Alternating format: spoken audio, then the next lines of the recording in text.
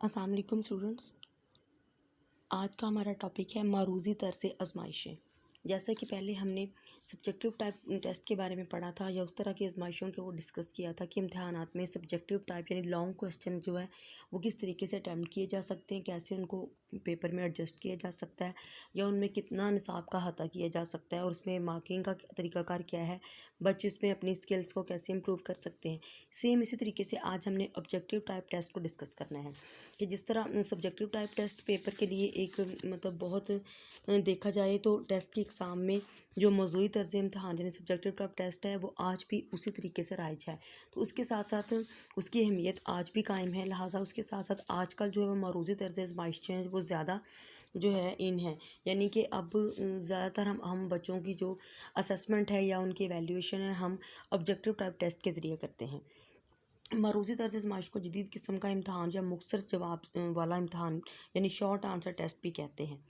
इसमें मारूज़ी इम्तहान के सवालात जो है मज़मून के तमाम पहलुओं पर हावी होते हैं। इनके जवाब देने के लिए मज़मून की मुकम्मल वाक़फ़ियत ज़रूरी होती है, जबकि सब लॉन्ग क्वेश्चन में ये था कि बच्चे कम सिलेबस पढ़ के भी उसको सॉल्व कर लेते हैं, यानी कुछ गैस के ज़रिए कुछ जो इम्पोर्टेंट क्वेश्चन है जस्ट उनकी तैयारी करके। जबकि जो ऑब्जेक्टिव टेस्ट है उसमें बच्चों को पूरा सिलेबस जो है वो याद करना पड़ता है, मुकम्मल मज़मून से जो उनकी वाक़फ़ियत वो ज़रूरी होती है। ये सवालात इस तरीके से पूछे जाते हैं कि तलबा की तमाम सलाहियतों को ये बेदार कर देते हैं। इनमें बहुत से सवालात और बयानात मुहैया किए जाते हैं। हर सवाल के सामने 2 या 2 से ज़्यादा मुमकिन जवाबात दिए जाते हैं, जिनमें से एक जवाब दुरुस्त होता है या फिर कई जवाबात में वाज़ह तौर पर बेहतर होता है। तलबा से कहा जाता है कि वो चंद मुतय्यना जो है तरीक़ों के मुताबिक सही या सबसे बेहतर जो जवाब है उस पे उसको टिक करें, यानी ये एक तरीक़ाकार होता है इसमें। इसी इम्तहान में तहरीर का इस्तेमाल बहुत कम होता है, यानी इसमें बच्चों को लिखना बहुत कम पड़ता है।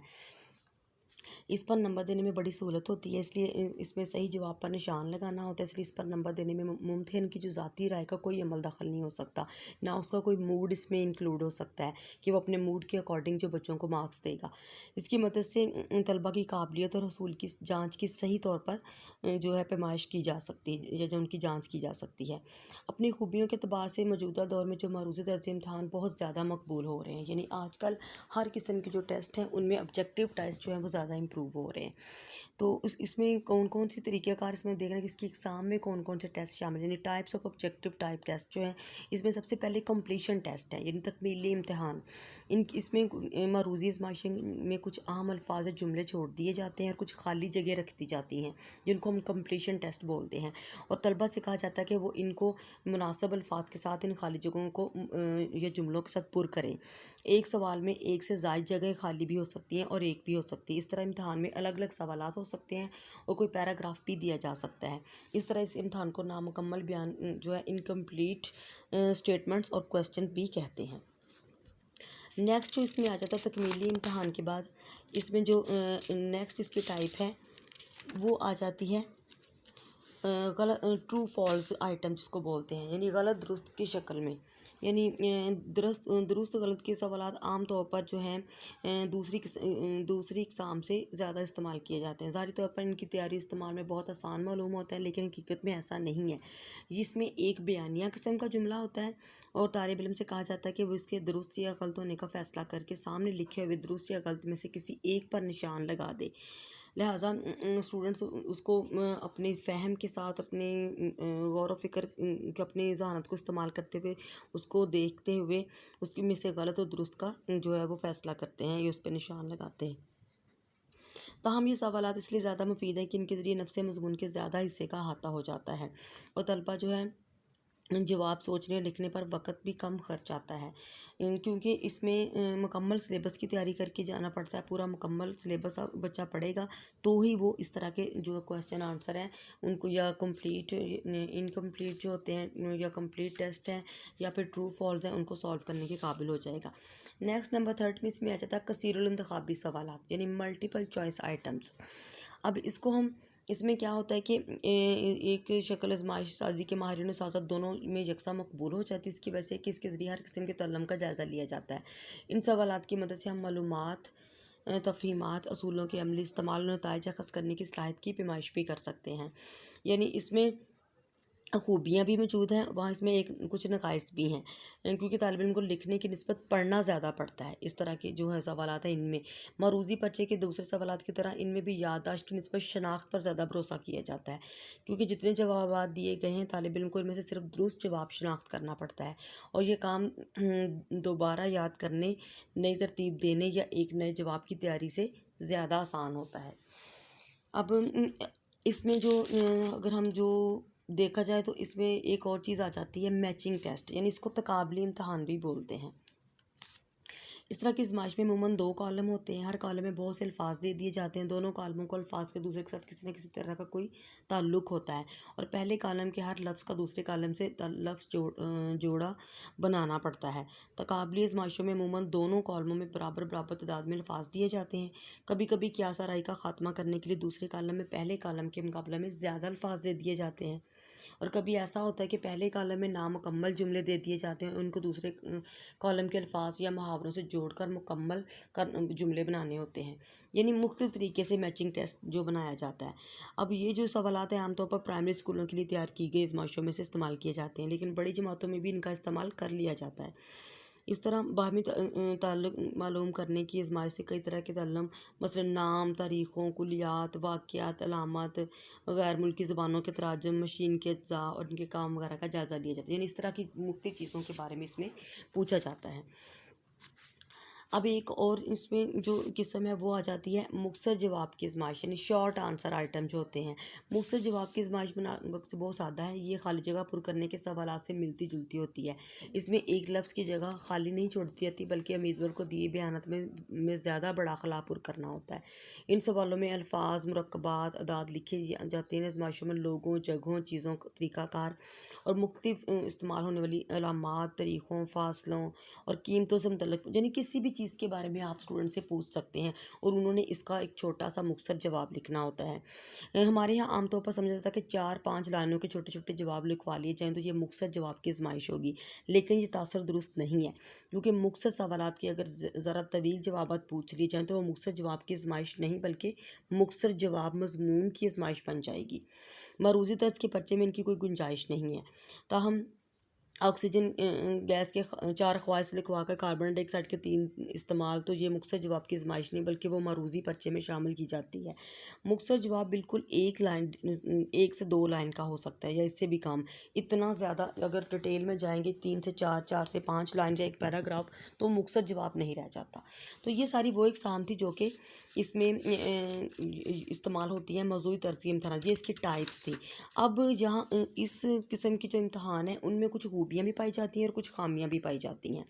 اب ہم نے دیکھنا ہے کہ معروضی طرز کے امتحان کی جو خوبیاں کیا ہیں، یعنی اس کی میرٹس کیا ہیں۔ سب سے پہلے کہ یہ ریلائبل ہوتا ہے، یعنی ریلائبلٹی اس کے اندر پائی جاتی ہے، کیونکہ اس میں پورے نصاب پر مشتمل بہت سے مختصر سوالات پوچھے جاتے ہیں۔ چونکہ یہ سوالات پورے نصاب پر مشتمل ہوتے ہیں، اس لیے معروضی امتحان کا باوثوق یعنی ریلائبلٹی بڑھ جاتی ہے اس کی، کیونکہ اس میں مکمل مضمون کی تیاری کر کے یا اس کو احاطہ کر کے ان کے جو سوالات بنائے جاتے ہیں۔ پھر اس کے اندر یونیفارم سٹینڈرڈ یعنی یکساں معیار ہے۔ اس کے امتحانات میں ہر سوال کا ایک ہی درست جواب ہوتا ہے، اس لیے نمبر دینے میں بھی آسانی ہوتی ہے۔ اگر کبھی ممتحن جوابی بیاس کو جانچے تو ان کے دیے نمبرات ایک دوسرے سے مختلف نہیں ہوتے، ان میں نمبر دینے کا معیار جو ہے وہ مقرر ہوتا ہے۔ پھر اس کے بعد اس میں ویلیڈیٹی ہوتی ہے کہ ان میں طلبہ کو کم سے کم لکھنا پڑتا ہے، سوالات کے جواب سوچنے کا زیادہ موقع پاتے ہیں، اور امتحانات میں کم وقت میں بہت زیادہ ساری باتیں ہم پوچھ سکتے ہیں۔ پھر معروضیت آبجیکٹیوٹی اس میں پائی جاتی ہے کہ طالب علم کے پرچے کو کوئی ممتحن جانچے وہ اپنی مرضی سے اس کے نمبر کم یا زیادہ نہیں کر سکتا، بلکہ جتنا طالب علم نے جو چیز ٹھیک لکھی ہے اس کے اکارڈنگ ہی آپ اس کو نمبر دیتے ہیں۔ پھر اس میں امدادی کتے کی حوصلہ شکنی ہے کہ اس میں زیادہ تر بچے ٹیکسٹ بک سے مکمل مضمون کا احاطہ کر کے جائیں گے تو ہی وہ اس کی تیاری صحیح طریقے سے کر کے اس کو حل کر سکتے ہیں، یعنی اس میں طلبہ جو ہے پکی پکائی کھیر والی مثال آ جاتی ہے کہ وہ خود کرنے کی بجائے خود کوشش کرنے کے عادی ہوتے ہیں، زیادہ زیادہ نصاب کا احاطہ ہو، اس میں وقت کی بچت ہوتی ہے، نتائج مرتب کرنے میں آسانی ہوتی ہے۔ پھر اس کے علاوہ معروضی آزمائشوں کے امتحان کی کچھ خامیاں بھی ہیں، جس طرح اس کے اندر خوبیاں پائی جاتی ہیں سیم اسی طریقے سے اس کے اندر کچھ خامیاں بھی ہیں۔ تو موضوعی امتحان میں جو امیدوار ممتحن کو اپنی لفاظی اور زور بیان سے دھوکہ دے سکتے ہیں، یعنی لانگ کوسچن کے اندر، وہ معروضی امتحان میں ایسا نہیں کر سکتے۔ اس طرح دیگر متغیرات مثلا اساتذہ کا رویہ، رفتار تحریر، ادبی اسلوب وغیرہ بھی نتائج پر اثر انداز نہیں ہوتے۔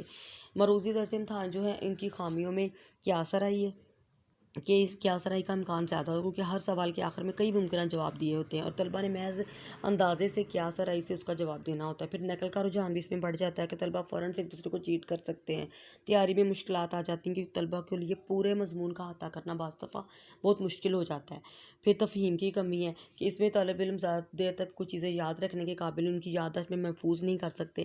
بعض چیزیں ان کو سمجھ میں آ جاتی ہیں، بعض میں نہیں آتی۔ پھر سطحی علم ہوتا ہے اس میں، کیونکہ اس میں طلبہ نے صرف چند لائنز میں کچھ چیزیں یاد کر کے اس کا جواب دینا ہوتا ہے، لہٰذا ان کے پاس کوئی اتنا ڈیٹیل نالج نہیں ہوتا۔ پھر اندازہ لگاتا ہے، اس میں طلبہ کے زیادہ تر گیس کامیاب ہو جاتے ہیں، یعنی جو ممکنہ جواب دیے ہوتے ہیں ان میں سے کوئی گیس کر کے یا خالی جگہ پر کرنے میں بھی کوئی گیس ان کا یا کوئی تکا کامیاب ہو جاتا ہے۔ پھر بنیادی مہارتیں نظر انداز ہو جاتی ہیں۔ مہنگا امتحان ہے کیونکہ اس میں وسائل کا تقاضا ہے کہ پرچوں کی تیاری چھپائی پر بہت سارا وقت اور رقم خرچ ہوتی ہے، اور اتنی خطیر رقم ہمارے تعلیمی ادارے جو ہیں وہ امتحان پر خرچ کرنے کے متحمل نہیں ہوتے، اس لیے اس کے اندر یہ کچھ خامیاں جو ہیں وہ پائی جاتی ہیں۔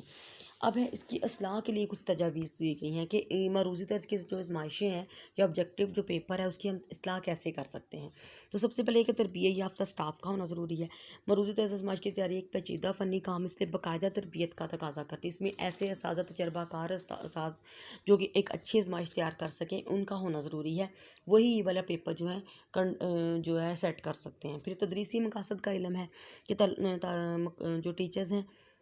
ان کو اپنے مضمون کے تمام مقاصد کے بارے میں علم ہونا چاہیے، کہ تدریسی مقاصد کا پتہ ہونا چاہیے تاکہ وقت ضائع کیے بغیر وہ ان چیزوں کو سمجھ کے اس کے اکارڈنگ پیپر سیٹ کریں۔ پھر سوالات کی تعداد کو بھی دیکھنا ہے کہ ایک معقول تعداد میں سوالات ہونے چاہیے، ان کی زبان عام، واضح اور صاف ہونی چاہیے۔ پھر نتائج مرتب کرنے میں بھی مہارت ہونی چاہیے، کیونکہ صورتحال بعض دفعہ ایسی ہو جاتی ہے کہ بہت پیچیدہ بھی بن جاتی ہے، لہٰذا معروضی آزمائشوں کے نتائج جو ہوتے ہیں ان کی مہارت کے ساتھ ان کا جواب دینا بہت ضروری ہو جاتا ہے۔ پھر منفی پیمائش بھی اس میں ہوتی ہے۔ معروضی طرز کی آزمائشوں کی مارکنگ کے لیے منفی پیمائش کا طریقہ اختیار کیا جائے، وہ اس لیے کہ اگر طالب علم کا کسی سوال کا جواب غلط لکھے تو جتنے نمبر کا سوال ہو اس کے کل نمبروں میں سے اتنے نمبر کاٹ لیے جائیں، کیونکہ اس طریقے سے طلبہ میں قیاس آرائی اور نقل کا رجحان اس میں کمی واقع ہو جاتی ہے، اور وہ اپنی صلاحیتوں پر اعتماد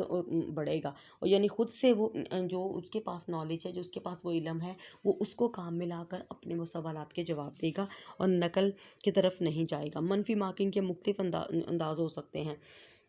اس میں آپ ایک تو کل نمبروں سے بھی کم نمبر کاٹ سکتے ہیں، اس کے علاوہ اور بہت سارے طریقہ کار اس میں ہم یوز کر سکتے ہیں۔ تو یہ ساری وہ اصلاحات تھی جس میں تربیت یافتہ سٹاف، یعنی ٹیچر، تدریسی مقاصد، سوالات کی تعداد جو ہوتی ہے وہ، پھر نتائج کی جو اسکل ہوتی ہے وہ ہر ٹیچر کے پاس نہیں ہوتی، بلکہ کچھ ٹیچرز اس میں زیادہ مہارت رکھتے ہیں، تو اور پھر یہ نیگیٹو مارکنگ، یہ ساری وہ تجاویز ہیں جس کے ذریعے ہم اپنے معروضی طرز کی آزمائشوں کو بہتر بنا سکتے ہیں۔ تو یہ تھی وہ ہمارا آبجیکٹیو ٹائپ ٹیسٹ یا آزمائشیں یا امتحانات، جس کو ہم آج کل بھی اپنے طریقہ امتحان میں بہت زیادہ استعمال کر رہے ہیں، لہٰذا اس کے اندر اس کی بہت ساری اقسام بھی ہیں، اس میں خوبیاں، خامیاں، ہر طرح کی چیز جو سامنے نظر آتی ہیں، لیکن اس کے باوجود بھی اس ٹیسٹ کی جو ہے ریلائبلٹی، ویلیڈیٹی بہت زیادہ امپورٹنٹ ہے، کیونکہ اس ٹیسٹ کے ذریعے ہم زیادہ مضمون کا احاطہ کر کے طلبہ سے ان کی نالج جو ہے وہ اس کو اسیس کر سکتے ہیں، لہٰذا اس کی جو خامیاں پائی جاتی ہیں اس کی اصلاح کے لیے بھی کچھ تجاویز دی گئی ہیں۔ اگر ان تجاویز پر غور کر کے ان امتحانات کو کنڈکٹ کروایا جائے تو بہت بہتر طریقے سے ہم معروضی طرز کے امتحانات کے ذریعے طلبہ کو اسیس کر سکتے ہیں، ان کی ایویلیوشن کر سکتے ہیں۔